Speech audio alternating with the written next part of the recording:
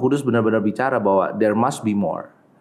Maksudnya apa? Maksudnya begini, kalau kita bisnis, kita kerja sekarang, emang itu untuk keluarga, untuk misalnya untuk masa depan anak-anak dan lain sebagainya. Tapi apakah dalam kehidupan cuman itu aja yang kamu kejar? There must be more.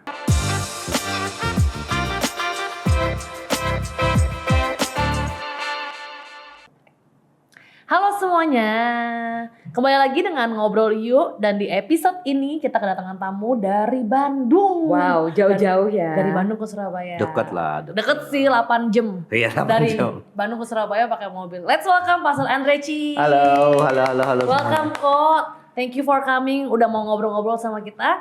Pastor Andreci is a next gen pastor dari FGF Bandung. Yeah. Right. Nah, yuk kita mau dengerin cerita. iya, kita mau cerita seru-seru soal pelayanan, Soal live, kerjaan gitu. dan macam-macam ya kok ya. Kan kita nih taunya kan Koko nih sebagai kayak ya sibuk di bisnis, terus habis itu juga pelayanan, juga Memiliki 1 istri dan 2 orang anak. gitu. Jadi maksudnya kayak boleh tahu nggak sih maksudnya Koko ini kayak full timer atau gimana nih kok statusnya? Ya, aku nggak full time, aku volunteering di FGF Bandung.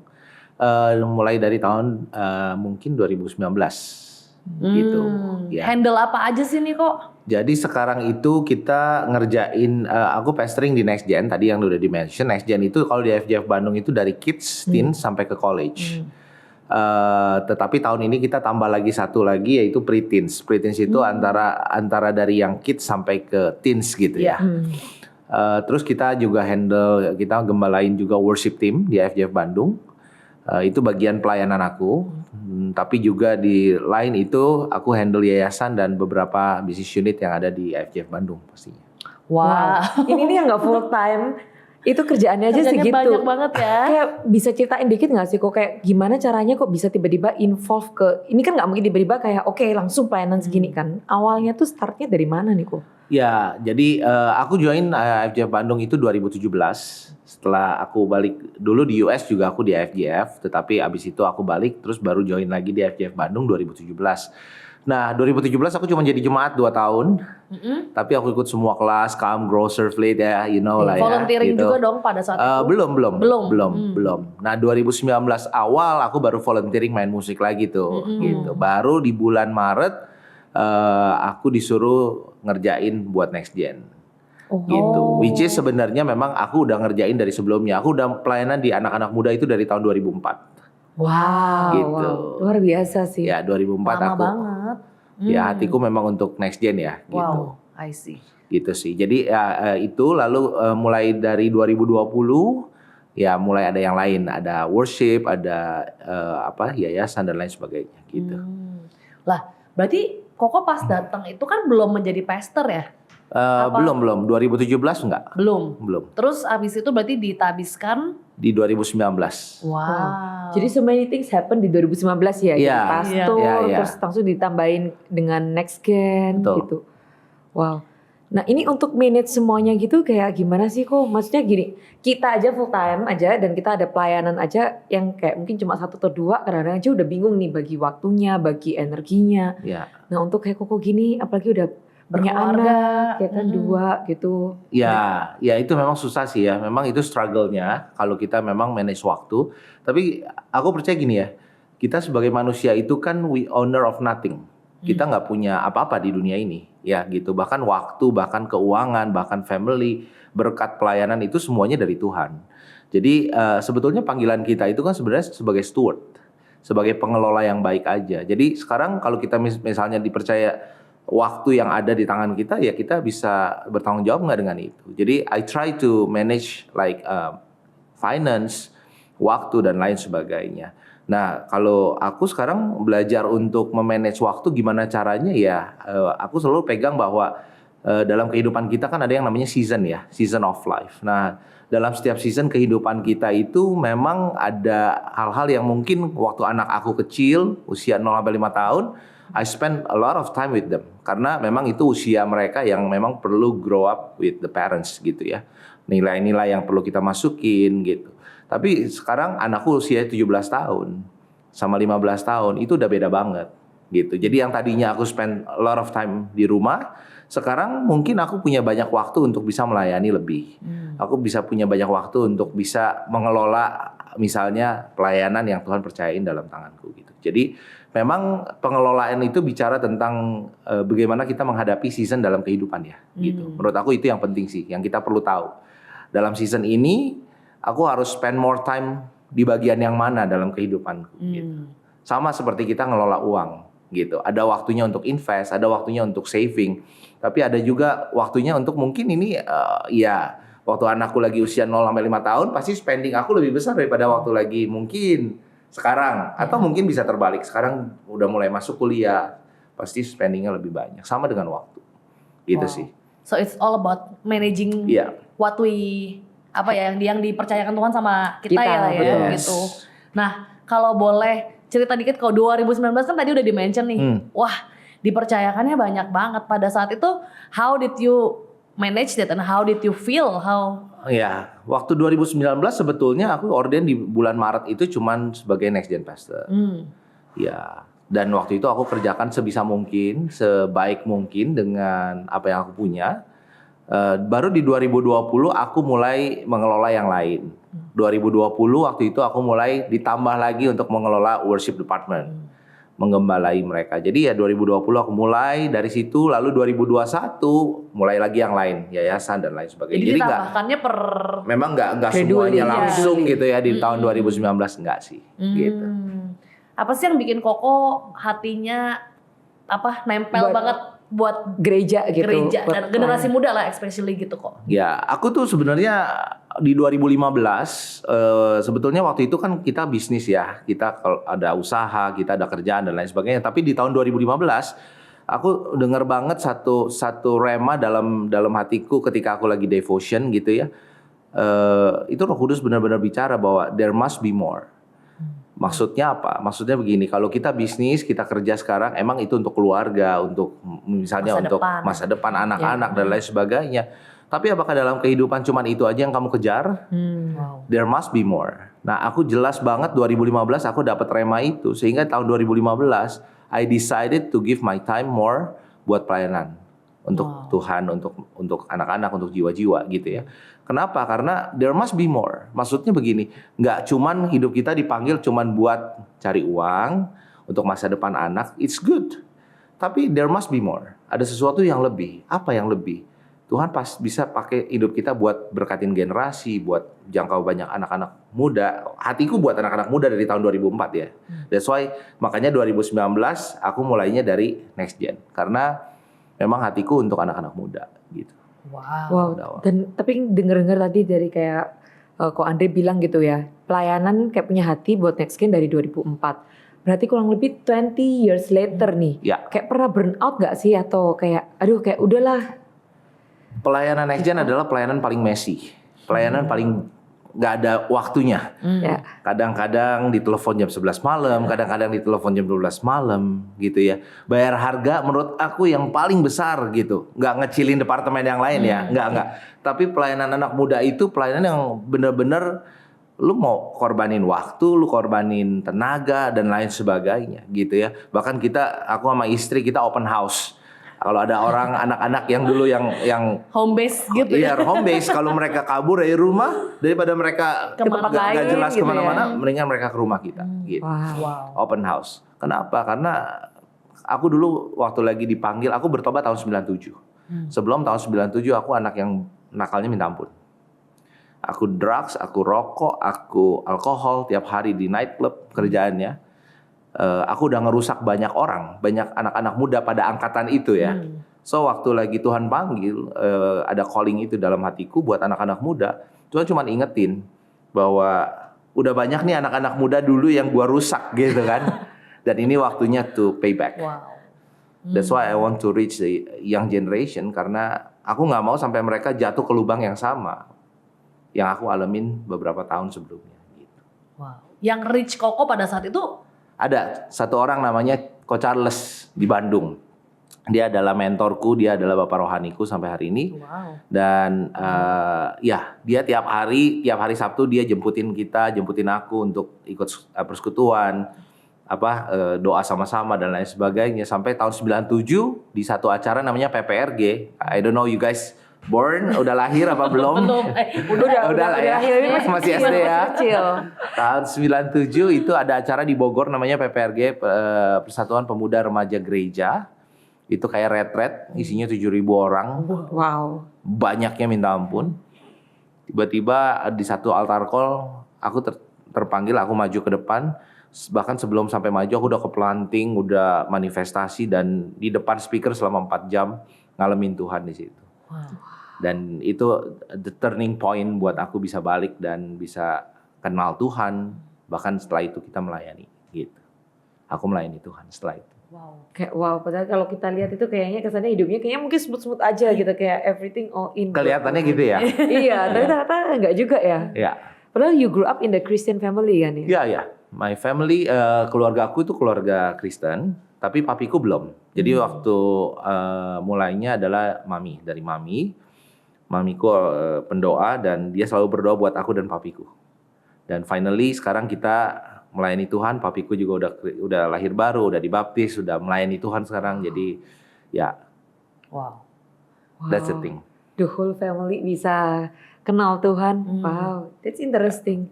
Tapi kalau kayak dari seluruh journey Koko pelayanan kayak gini, ada nggak sih momen-momen dimana kayak, aduh ini kayaknya tough time banget nih, kayaknya aku mau break dulu atau gimana? Ada saat-saatnya capek ya. Wajar dong, namanya manusia, kadang-kadang jenuh, kadang-kadang burnout. Tapi balik lagi, kalau kita tahu panggilan kita, selalu kembali ke panggilan kita ketika kita jenuh, ketika kita burnout, kembali aja ke panggilan kita. Ingat lagi bahwa kita punya panggilan di situ. Dan itu akan kasih energi yang luar biasa. Gitu. Kadang-kadang jenuh, kadang-kadang bosen, kadang-kadang kayak aku udah pelayanan dari 2000 like 20 years. Aduh kayaknya capek gitu ya, kayaknya jenuh banget gitu. Tapi setiap kali jenuh, aku cuman kembali sama Tuhan dan aku ingat lagi bahwa aku punya panggilan di situ. Dan itu akan bikin kita jadi semangat lagi dan ada api yang baru lah. Gitu. Tapi apa sih kok yang apa ya? Maksudnya kan Koko bilang panggilan Koko kayak udah jelas banget nih. Tapi gimana buat kita atau misalnya teman-teman ini yang kayak mencari panggilan tersebut gitu, kayak ya aku juga nggak tahu panggilan gue apa gitulah. Ya. Karena mungkin ya kalau aku bilang banyak dari kita punya perspektif yang salah tentang panggilan itu sendiri. Karena buat kita panggilan itu adalah menjadi apa. Sebetulnya bukan menjadi apa. Tetapi apapun, misalnya Tuhan panggil kita mau jadi dokter, mau jadi arsitek, mau jadi apapun, tetap intinya adalah panggilan kita adalah memuliakan nama Dia kan sebenarnya. Jadi panggilan itu bukan cuma bicara tentang menjadi apa sebetulnya. Tetapi dalam hidup kita bisa memuliakan Tuhan nggak lewat kehidupan kita. Itu kan panggilan kita semua. Nah pertanyaannya sekarang kalau misalnya tadi Nana tanya gitu, banyak orang yang masih bingung nih panggilannya apa. Cuman satu sih, mendekat sama Tuhan. Kalau kita nggak mendekat sama Tuhan, kita nggak akan pernah tahu panggilan kita apa gitu. Dulu waktu aku lagi ngaco-ngaconya, nggak pernah tahu panggilan gua hidupnya apa gitu ya.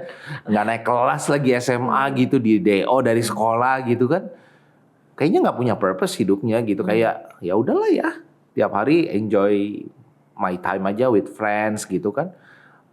Mabok kerjaannya gitu. Karena kita nggak pernah tahu tujuan Tuhan buat gua tuh apa gitu. Tapi setelah aku ketemu Tuhan, aku tahu bahwa Tuhan punya purpose, Tuhan punya calling dalam hidup aku. Dan itu ngerubah semuanya. Wow. Ngerubah cara pandang, ngerubah cara kita hidup, itu ngerubah banget sih. Tapi it's all about that encounter berarti ya kok ya. Itu sama penting. Tuhan. Nah, kalau enggak nanti juga susah ya, kalau nggak ada encounter cuma pintar dinulis doang ya. Ya. Jadi bingung ya. Ya. Kayak nah, mungkin Koko bisa kayak kasih encouragement gitu ke teman-teman ini yang mungkin saat ini kan sering banget nih kita dengar, apalagi mungkin generasiku, generasi yang di bawah, kita kadang-kadang pelayanan kayak aduh capek, aku break dulu, aku kayak udahlah nanti aja aku sekarang mau fokus karir, fokus apa, seakan-akan kayak itu kompartemen yang terpisah-pisah gitu. Nah mungkin bisa kasih perspektif gitu, Ya. kayak how we should see this gitu. Ya. Well, aku sekalian juga ngomong nih, nggak tahu kalau di Surabaya, tapi kalau di Bandung banyak sekali anak-anak muda yang baru lulus kuliah justru sekarang malah kebalikannya, tertarik untuk kerja di gereja as a full time. Ya. ya is a good things I think. Maksudnya bagus banget. Kalau dulu untuk orang jadi full time tuh kayaknya susah banget. Iya. Kalau sekarang kalau di Bandung, saya nggak tahu di Surabaya, tapi kalau di Bandung banyak banget anak-anak muda yang baru lulus kuliah, bahkan mereka pengen kerja di gereja gitu. Cuman saya selalu bilang begini, kenali season dalam kehidupanmu apa hari ini. Karena season kehidupan kan berbeda-beda ya. Dan kita harus kenali nih gitu. Kalau memang misalnya aku nggak tiba-tiba waktu lagi lulus kuliah terus tiba-tiba jadi full time atau aku pelayanan 90% gitu waktuku untuk pelayanan, enggak. Karena mungkin di usia produktif kita masih mikir bahwa kita harus cari karir, kita harus set up the business. Nah, kalau sekarang aku bisa lihat sekarang kalau flashback ke belakang, aku bersyukur aku lewatin itu karena ternyata setiap bisnis yang aku set up, yang aku udah lewatin, terus setiap karir yang aku udah lewatin, itu sebetulnya sebagai investment buat sampai hari ini, sehingga aku ketika aku pelayanan 85% waktuku, istriku masih hidup, masih baik-baik saja, anakku bisa sekolah, iya kan? Betul, Jadi betul. maksudnya kita harus mikir bahwa enggak semua orang panggilannya sama untuk jadi full time. Iya. Wah, enggak gitu. Ya. Kalau semua orang jadi full time, terus siapa yang jadi jemaatnya gitu kan? Enggak, kidding gitu ya. Cuma maksudnya ya kita harus tahu bahwa season kehidupan kita ini apa. Kalau hari ini habis kuliah terus kita masih kejar karir, nggak apa-apa, that's okay. Kejar karirmu dulu gitu.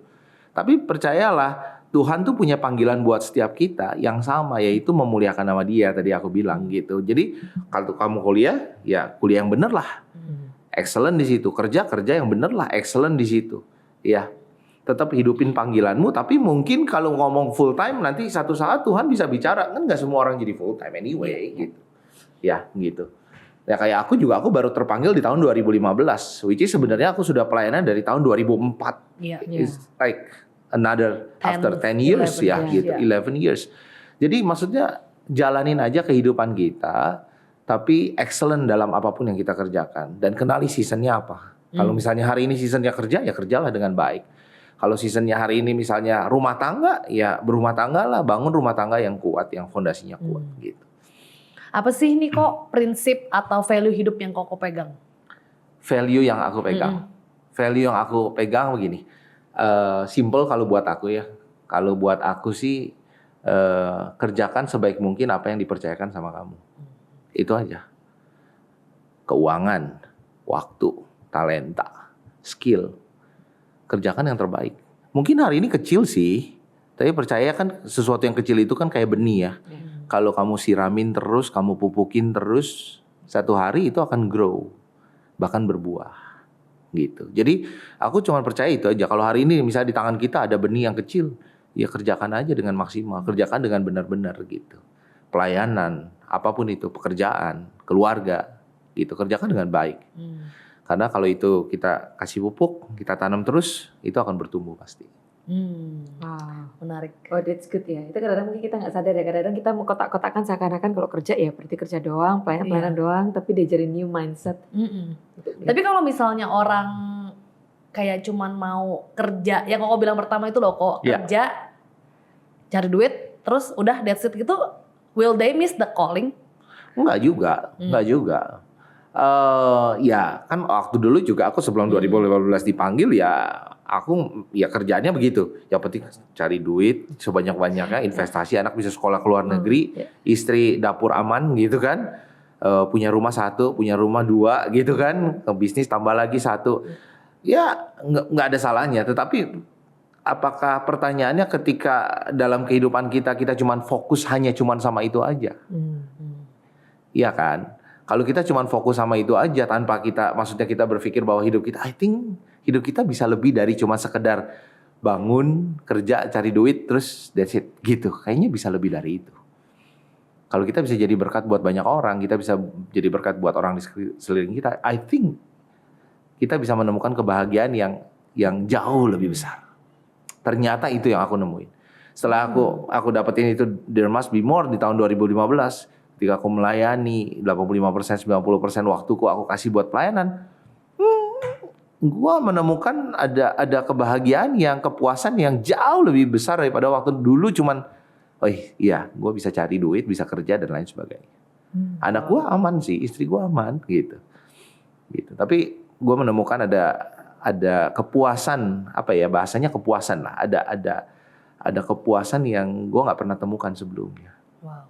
Berarti ini kan baru diomongin sekarang. Pas dulu pas jalanin itu kok belum lihat did you ya. feel it atau did you? 2015 aku bilang I want to become a full time sama istriku. Terus dia bilang, are you crazy? Dia bilang, kamu yang bener kalau kamu full time gimana kita? Semua istri, tolong catat ini, semua istri butuh yang namanya security. Yes. Ya. In financial. Iya, in many things. Yeah. Ya salah satunya financial.